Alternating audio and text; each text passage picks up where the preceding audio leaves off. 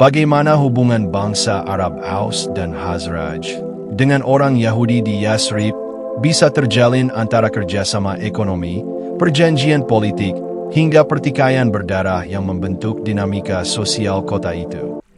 Suku Aus dan suku Khazraj di Yasrib adalah bangsa Arab yang bersekutu dengan beberapa suku Yahudi yang tinggal di sekitar Yasrib. Namun, hubungan mereka seringkali tegang dan dihantui oleh permusuhan. Hal itu terjadi tidak lain karena kaum Yahudi yang monoteistik. Mereka yakin bangsa pilihan Tuhan dan memandang rendah bangsa Arab yang politeistik. Namun, karena bangsa Arab yang lebih kuat, kaum Yahudi harus menghormati mereka. Saat-saat berseteru dan putus asa, kaum Yahudi berkata, "Kini waktu diutusnya seorang nabi telah tiba. Dengan kehadirannya, kami akan membantai kalian seperti kaum Iram."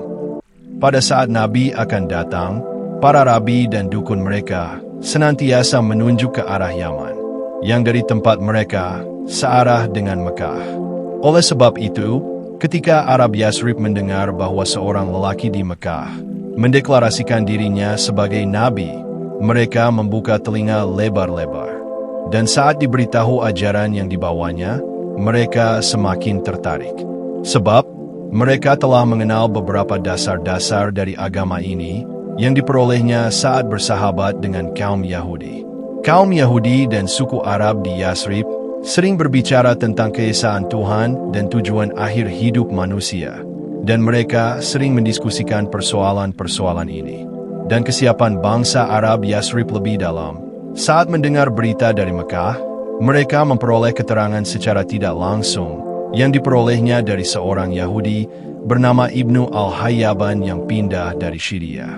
Orang suci ini telah wafat saat Nabi menerima wahyu pertama.